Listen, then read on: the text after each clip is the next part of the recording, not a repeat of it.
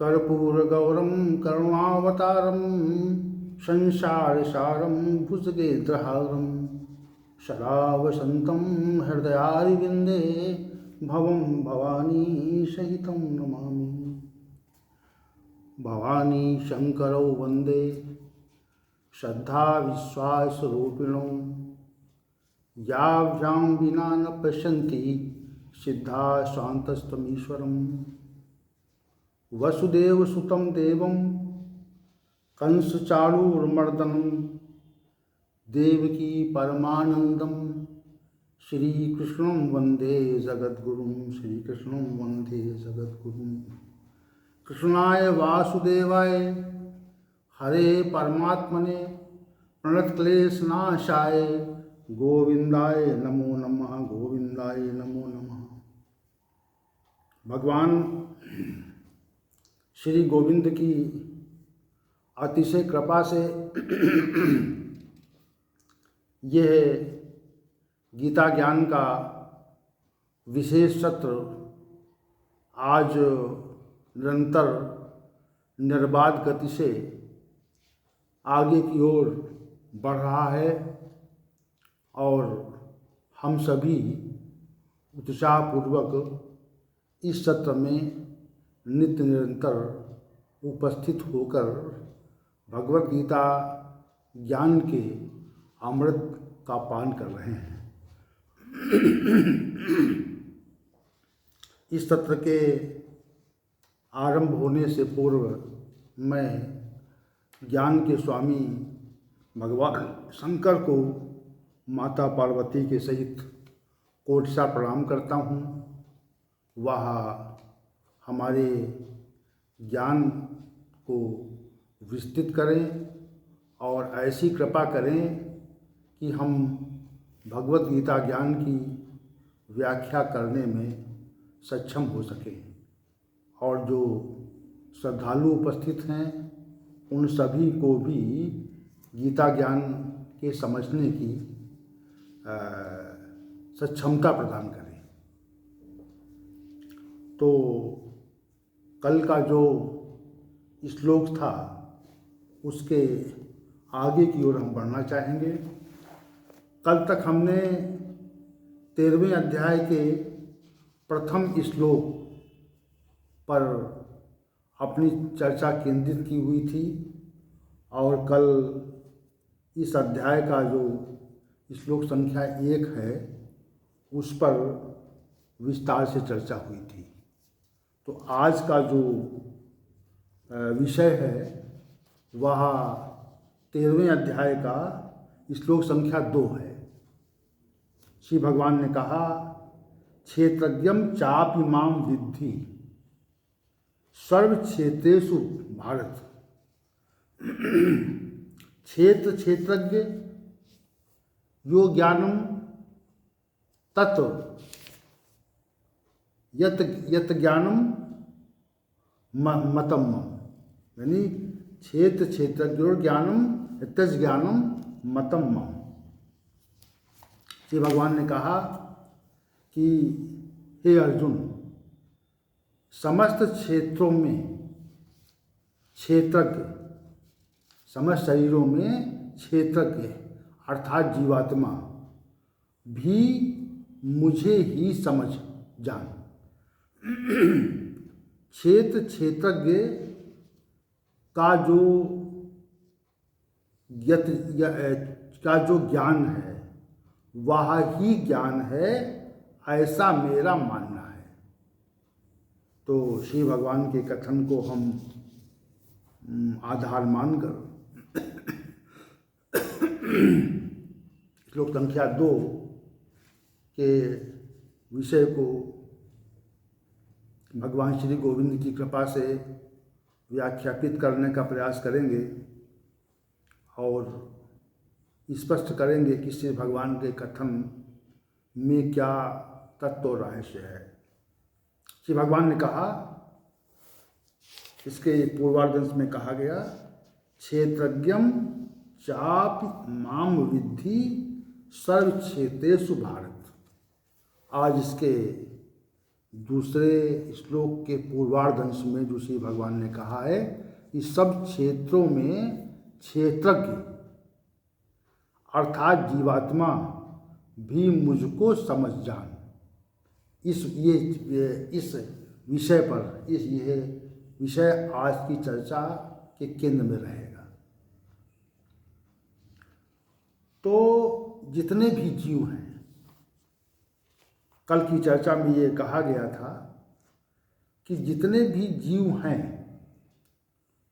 उनमें जीवात्मा नामक जो तत्व है वह जीवात्मा नामक तत्व समस्त प्राणी मात्र को चेतन किए हुए है। जो चैतन्यता है प्रत्येक प्राणी मात्र के अंदर जो चैतन्यता है वह इस जीवात्मा के कारण ही है जिसको क्षेत्रक कहा जा रहा है। अब श्री भगवान ने एक विशिष्ट बात कही कि क्षेत्रज्ञ जो है जीवात्मा जो है वह मुझको ही समझ दो, यह अर्जुन से विशेष बात कही।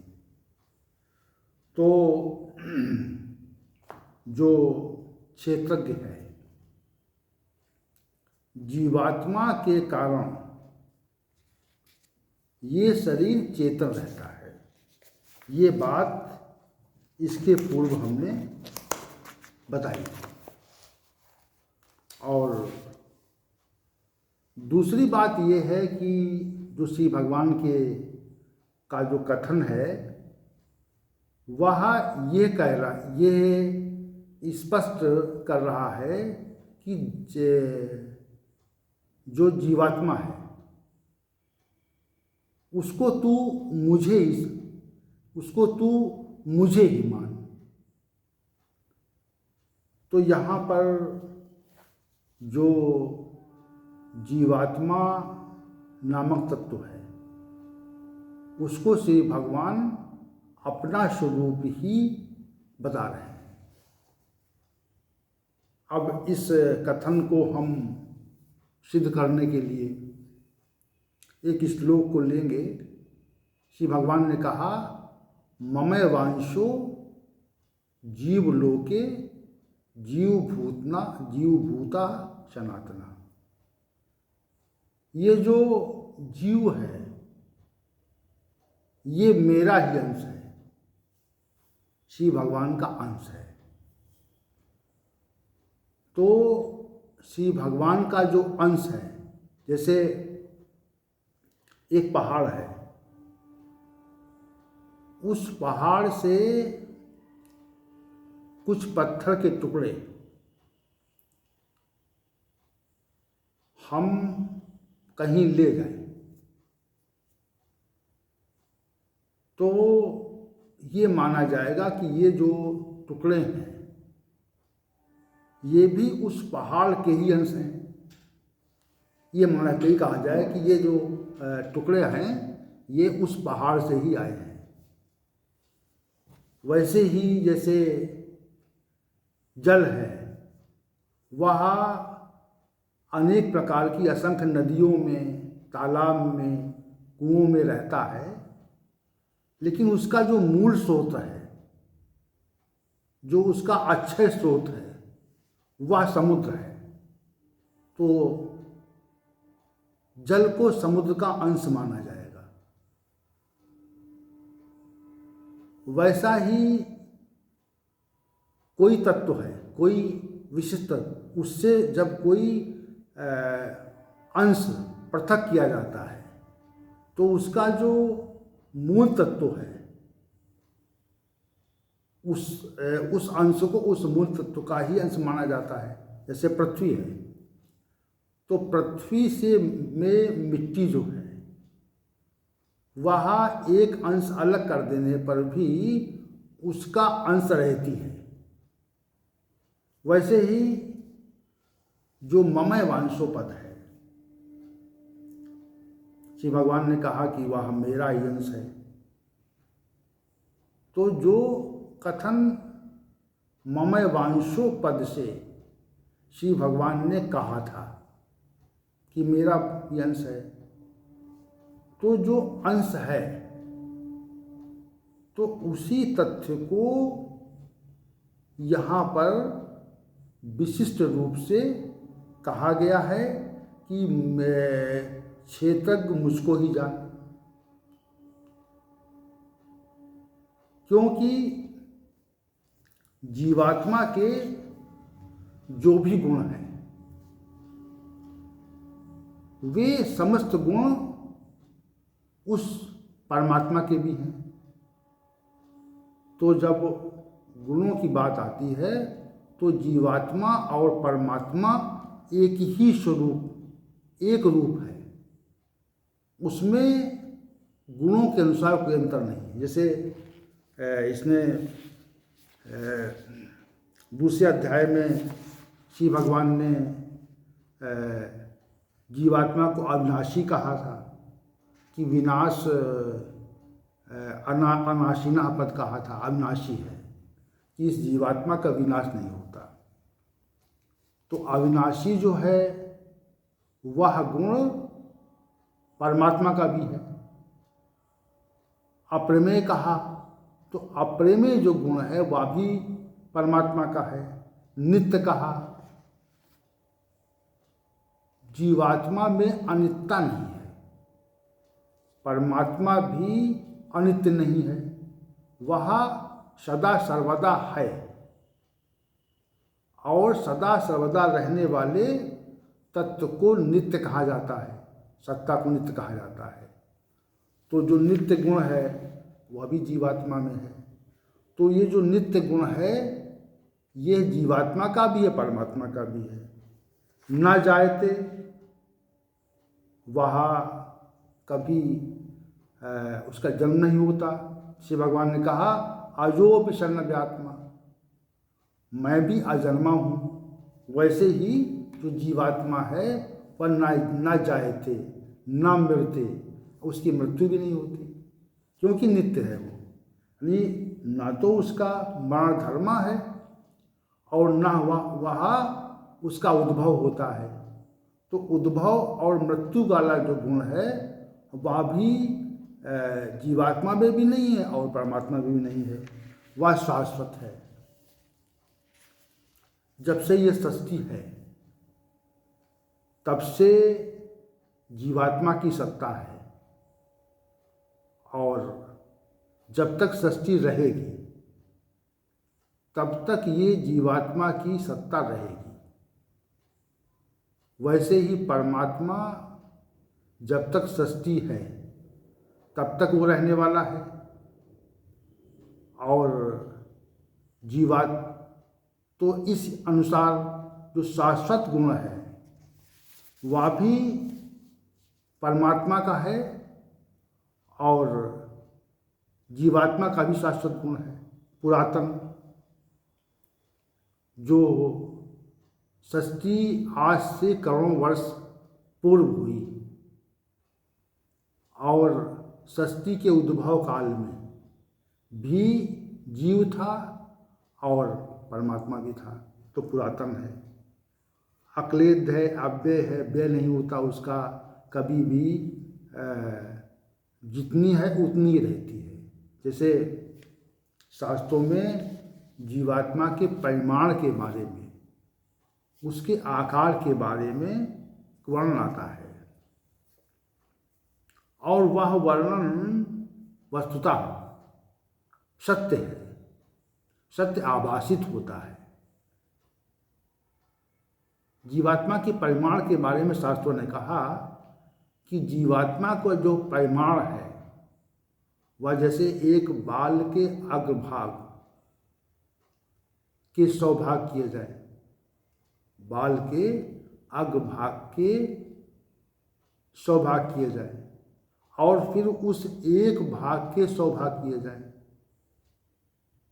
तो परिमाण के हिसाब से ये जीवात्मा सूक्ष्म से सूक्ष्मतम है, लेकिन इतनी अधिक क्रियाशील है, इतनी अधिक इसमें शक्ति है कि यह इतने सूक्ष्म परिमाण वाली जीवात्मा एक हाथी के शरीर को भी चेतन और क्रियाशील लगती है, और उसका जो परिमाण है वह व्यय नहीं होता, अव्यय है।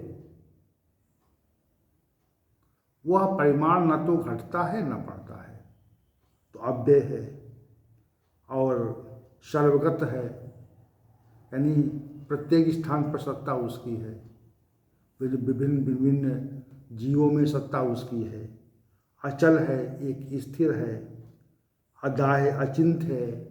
उसका जो चिंतन है वह मन बुद्धि का विषय नहीं है।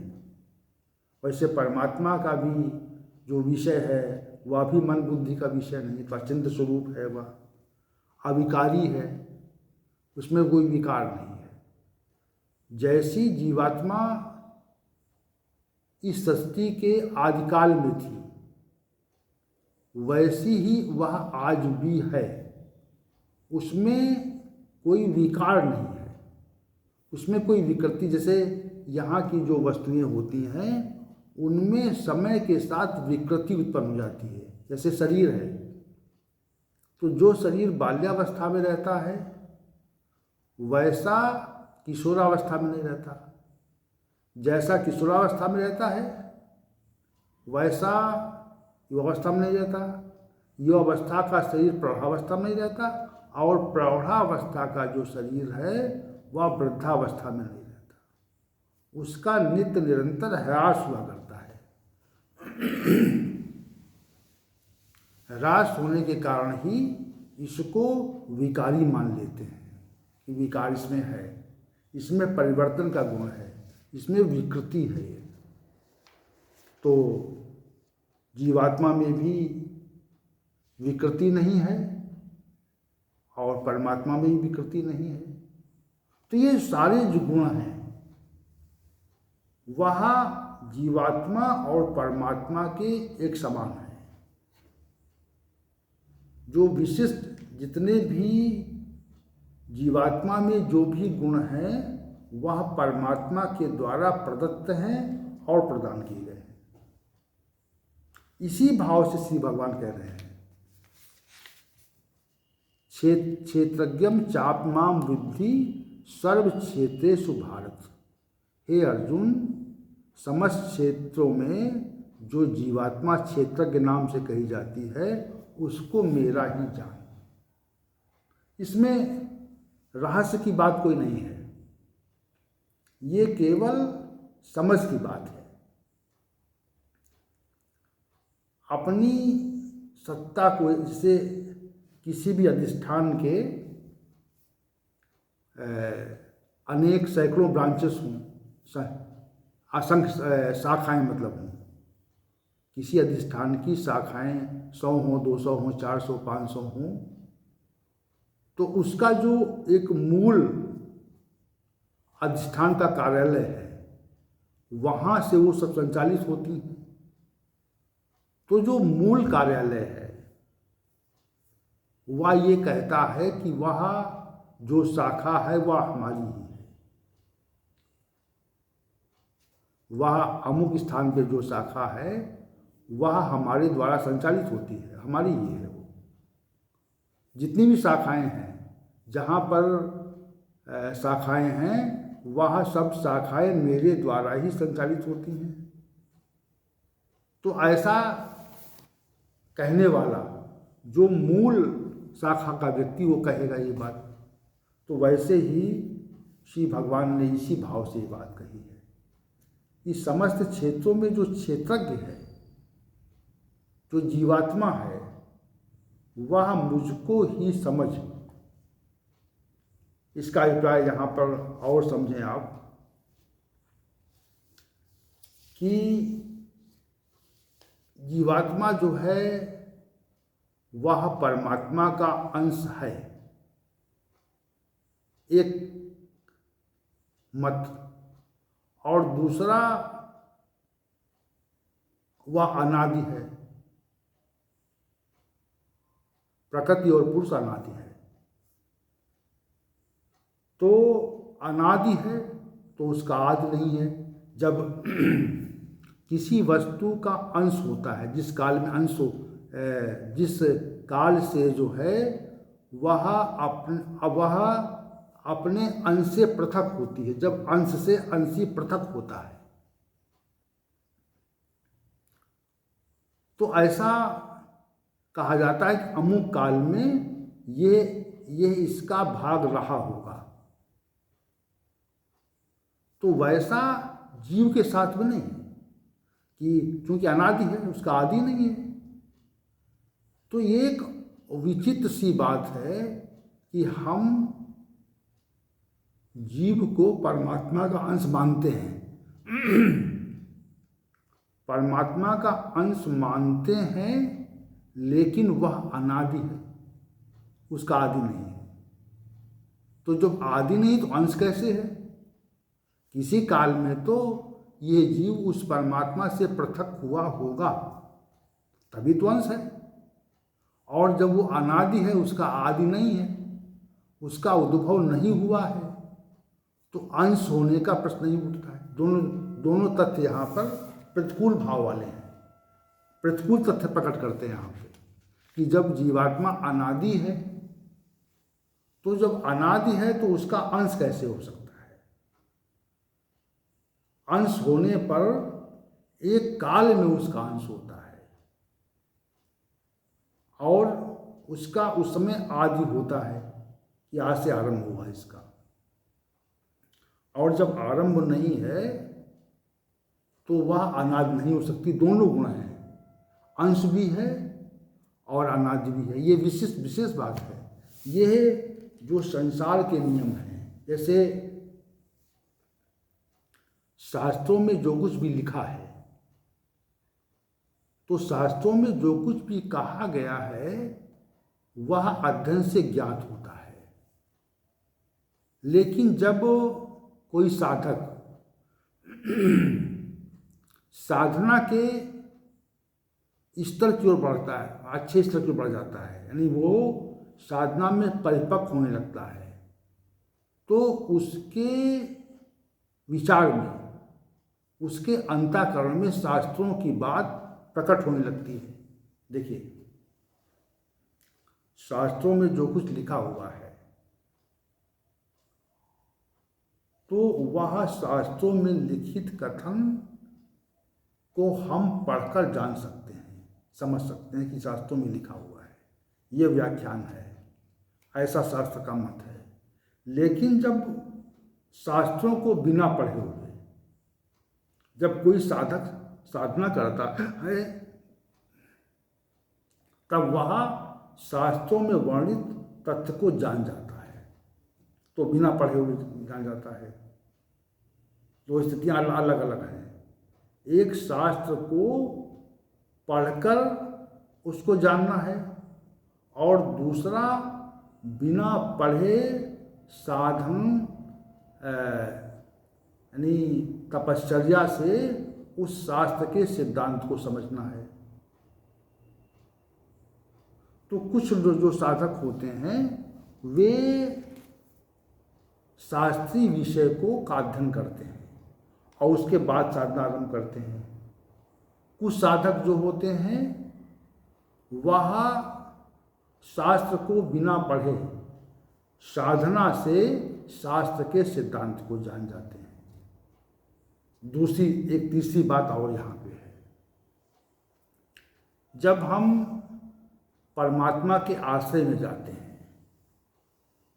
तो जो आध्यात्मिक विषय, जितना अध्यात्म का विषय है, अध्यात्म क्या है? आध्यात्मिक विषय जीव क्या है और परमात्मा क्या है, प्रकृति क्या है, इस विषय का जो वर्णन है वह अध्यात्म नाम से कहा जाता है। इसमें प्रकृति का भी साक्षात्कार है, जीव का भी साक्षात्कार है और परमात्मा का भी साक्षात्कार है। प्रकृति के साक्षात्कार की प्रक्रिया भी है, जीव के अनुभव की प्रक्रिया भी है, और परमात्मा के साक्षात्कार और उसके अनुभव की प्रक्रिया भी है। ये सारा जितना भी शास्त्र है, जितना विषय है, वह अध्यात्म नाम से कहा जाता है। तो कथन का अभिप्राय ये है कि जीव अंश तो है, लेकिन वो अनादि है। अंश होते हुए भी वो आदि स्वरूप में नहीं है। और जीव के जितने भी गुण हैं, वे समस्त गुण उस परम सत्ता से मिलते हुए हैं, एक रूप से पृथक नहीं है। जीव का कोई भी गुण जो है वह उस परमात्मा के गुण से विभिन्न नहीं है, पृथक नहीं है, क्योंकि उसका अंश है। और ये अंश वो, क्योंकि जीव अनादि है, अंश भी है अनादि भी है। अंश जब होगा तो आदि उसका होगा, लेकिन ऐसा नहीं है। दोनों प्रतिकूल गुण हैं। जैसे परमात्मा के बारे में कहा जाता है कि बिना पैरों के ही चलता है, तो ये प्रतिकूल कथन है, प्रतिकूल गुण है कि पैर नहीं चलता कैसे। बिना कानों के ही सुनता है, तो कान नहीं है, संवेदी नहीं, तो सुनता कैसे। और बिना शरीर के ही नाना प्रकार के कर्म करता है, तो शरीर नहीं तो कर्म कैसे होता है। और उसके सर्वत्र मुख हैं, सर्वत्र हाथ हैं, सर्वत्र पैर हैं, तो ये हैं तो, लेकिन उनकी विहीनता से भी, जैसे परमात्मा इंद्रिय से विहीन है, इंद्रियों से विहीन है, लेकिन इंद्रिय विषयों को जानने वाला है। ये प्रतिकूल गुण है। तो यहाँ पर भी जो प्रतिकूलता यहाँ पर प्रतीत हो रही है आपको, कि परमात्मा का अंश तो है, लेकिन उसको अनादि भी है। दोनों गुण उसके अंदर, प्रतिकूल गुण है उसके अंदर। तो श्री भगवान कह रहे हैं कि सब क्षेत्रों में जो क्षेत्रज्ञ है, जो जीवात्मा है, वह मुझको ही जान। क्यों जान? क्योंकि हमारे समस्त गुण भी उस जीव में हैं, इस भाव से कह रहे हैं।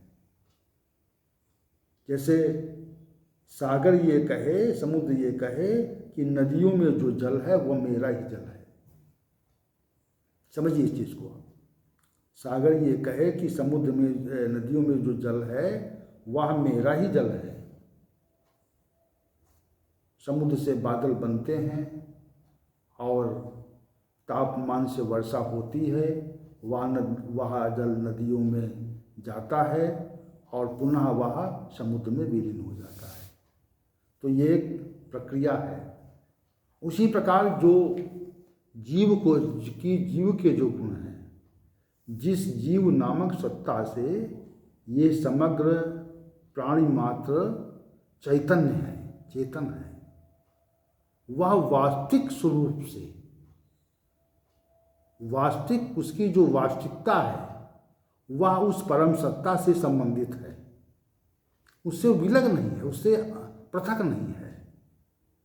तो पृथक न होने के कारण ही श्री भगवान को ये कहना पड़ रहा है कि क्षेत्रज्ञम चाप माम विद्धि सर्व क्षेत्रेषु भारत।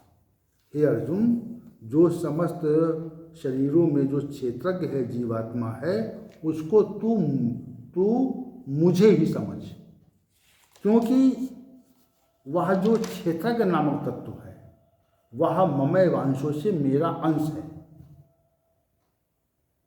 ये स्पष्ट है। मतलब कि इसको समझने के लिए समझना चाहिए आपको। जैसे समुद्र कहे कि नदियों में जो जल है वो हमारा ही जल है, अन्य का नहीं है। जैसे खेत जो है या पृथ्वी ये कहे कि जो इस सृष्टि में जो वनस्पतियां हैं उसको मेरा ही जान, क्योंकि उसका जो कारण रूप है,